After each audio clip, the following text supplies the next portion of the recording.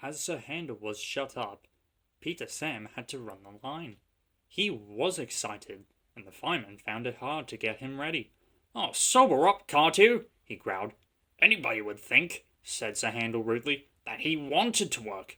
"All respectable engines do," said Skarloey firmly. "I wish I could work myself. Keep calm, Peter Sam.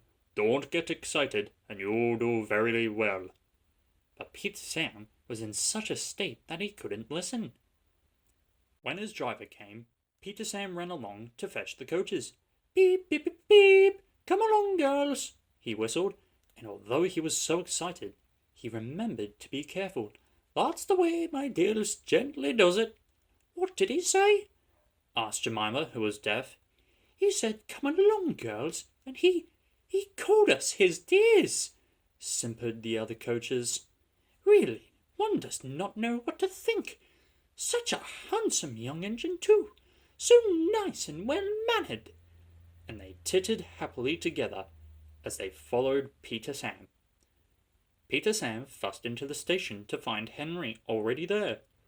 "This won't do, youngster," said Henry. "I can't be kept waiting. If you are late tonight, I'll go off and leave your passengers behind." "Pooh!"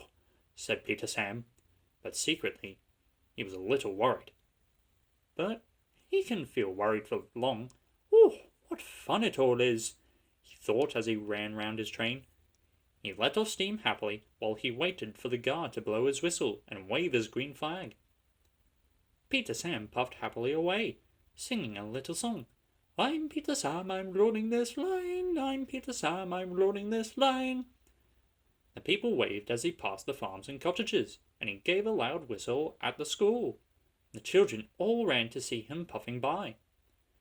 Agnes, Ruth, Jemima, Lucy, and Beatrice enjoyed themselves too.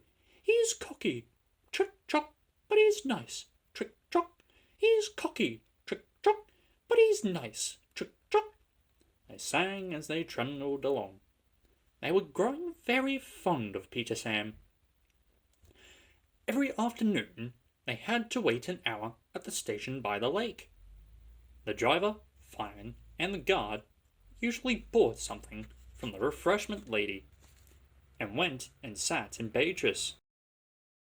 The Refreshment Lady always came home on this train. Time passed slowly today for Peter Sam. At last, his driver and fireman came. "Beep, beep! Hurry up, please!" He whistled to the passengers, and they came strolling back to the station.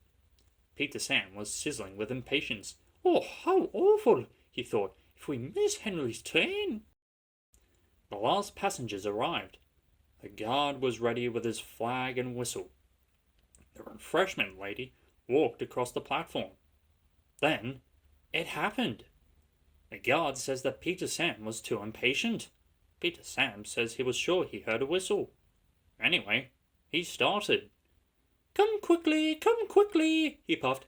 "Stop, stop, stop!" wailed the coaches. "You've left her behind! You've left her behind!" The guard whistled and waved his red flag. The driver, looking back, saw the Refreshment Lady shouting and running after the train. "Oh, bother!" groaned Peter Sam as he stopped. "We'll miss Henry now." The Refreshment Lady climbed into Beatrice, and they started again. "Oh, we're sure to be late, we're sure to be late," panted Peter Sam frantically. His driver had to keep checking him. "Steady, old boy, steady!" "Peep, peep!" Peter Sam whistled at the stations. "Hurry, please, hurry!" And they reached the big station just as Henry steamed in. "Oh, hurrah!" said Peter Sam. "We've caught him after all!" And he left off steam with a relief. "Whoosh! Not bad, youngster," said Henry loftily. The Refreshment Lady shook her fist at Peter Sam. What do you mean by leaving me behind?" she demanded. "Oh, I'm so sorry, Refreshment Lady, but I was worried about our passengers." And he told her what Henry had said. The Refreshment Lady laughed. "You silly engine," she said. "Henry wouldn't dare go. He's got to wait. He's a gallantry connection." "Oh, well," said Peter Sam. "Well, where's that Henry?" But Peter Sam was too late for that time, for Henry had chortled away.